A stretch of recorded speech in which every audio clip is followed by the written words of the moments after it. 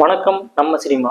இப்போ நம்ம தனுஷோடைய குபேரா படத்தை பற்றி பார்க்க போகிறோம். கோடி கோடி கோடினா எவ்வளோ சார்? இந்த படத்தோட கதை என்னன்னு பார்த்தீங்கன்னா, ஒரு பிச்சைக்காரனாக நடிச்சிருக்கிறாரு தனுஷ். அவர் ஒரு பணக்காரரை மீட் பண்ணுறாரு. அந்த பணக்காரன் மூலிமா கோடியில் கை மாறுற அந்த பிரச்சனையில் மாட்டிக்கிறாரு. அந்த பிரச்சனையிலிருந்து மீண்டு வர்றாரா இல்லையாங்கிறது தான் கதை. இந்த நாட்டில் பணமும் பவரும் தான் வேலை செய்யுது, நீதி நியாயம் இல்லை. இந்த படத்துல தனுஷ் எப்படி நடிச்சிருக்கிறாருன்னு கொஞ்சம் பார்த்துருவோம்.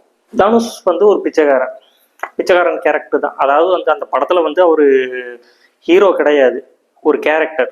எனக்கு உங்களை தவிர யாரும் தெரியாது மேடம். தனுஷ் பிச்சைக்காரனா நடிச்சிருக்கிறாரு.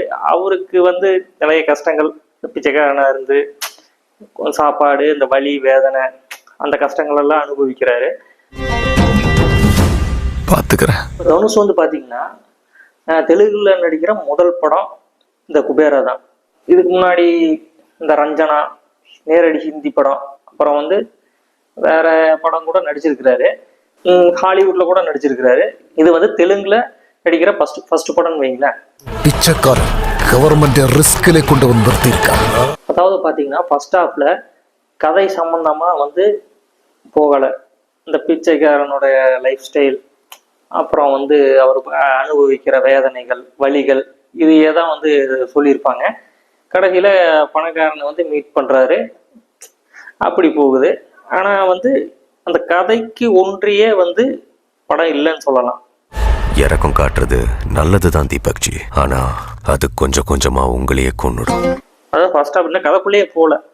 இந்த 50 நிமிஷம் பார்த்தீங்கன்னா நம்மளை ரொம்ப வெளியே வச்சிட்டாரு. ஆனால் படத்தில் சில சீன்ஸ்லாம் பார்த்தீங்கன்னா நல்லா எடுத்திருக்கிறாங்க. தனுஷ், நாகார்ஜுனா, ராஷ்மிகா இவங்கெல்லாம் நல்லா நடிச்சிருக்காங்க. உங்களுக்கு கரெக்டான கேரக்டர் தந்திருக்கிறாங்கன்னு சொல்லலாம். பணம், பவர், கோட்டு எல்லாம் அவங்க கையில தான் இருக்கு. இந்த படத்துல ஒரு சீன் சூப்பரா நடிச்சிருப்பாரு. அதாவது ஒரு பணக்காரனோட கார்ல ஏறுறாரு. அந்த கார்ல ஒரு ஸ்ப்ரே அடிச்சிருப்பாங்க. அந்த ஸ்ப்ரேவை அப்படியே அதிசயமா பாக்குறாரு, அதாவது உணர்றாருன்னு வைங்களேன். அது அந்த ஒரு சீன் நல்லா இருக்கும். இந்த உலகம் அவங்களோடது மட்டும் இல்லை மேடம், ஏன் உலகமும் இதுதான். ஒரு சீன்ல பாத்தீங்கன்னா தமிழ்ல பேசுறாரு, ஒரு லிப் மூவ்மெண்ட் கரெக்டா இருக்கு. இன்னொரு சீன்ல பாத்தீங்கன்னா தெலுங்கு தான் பேசி இருக்கிறாரு. ஆனா லிப் மூவ்மெண்ட்டுக்கு டப்பிங் சரியா இல்லைன்னு சொல்லலாம்.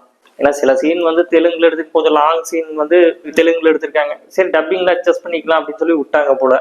நீங்க சொன்ன காசு, போலீஸ் எதுவுமே அவங்க கிட்ட இருக்காது. சரி, ஓகே. இப்போ செகண்ட் ஹாஃப்ல கதைக்குள்ள ஏதோ போகுது. ஆனா கொஞ்சம் இழுத்துட்டாங்க, கொஞ்சம் நெளிய வச்சுட்டாங்கன்னு கூட சொல்லலாம். இப்போ அந்த தனுஷ் பாடின ஒரு பாடல் இருக்கு, போய் வா நண்பா. அந்த பாடல் நிறைய பேர் கேட்டாங்க. பாடல் நல்லா இருக்கு. ஆனா படத்துல சம்மதமே இல்லாம வருது. போய் வா போய் வா போய் வா போய் வா நண்பா. ஏன் அந்த பாட்டை ஆட் பண்ணாங்கன்னு தெரியல.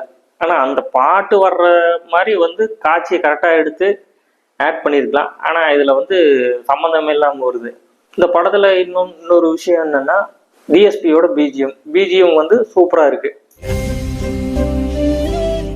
என் பேர் தீபக். அதாவது தெலுங்கு ஆடியன்ஸுக்கு இந்த படம் ஓகே. தமிழ் ஆடியன்ஸ் இந்த படத்தை ஏத்துக்கிறது கொஞ்சம் கஷ்டம்தான். சில பேருக்கு பிடிக்கும், சில பேருக்கு பிடிக்காது. சாகவானா மேடம், என்ன பண்றது, வாழ்றதுக்கு தான் பொழைக்கணும். இந்த படத்துல மைனஸ் பாயிண்ட்னு ஒண்ணு இருக்கு, இழுவையான திரைக்கதை.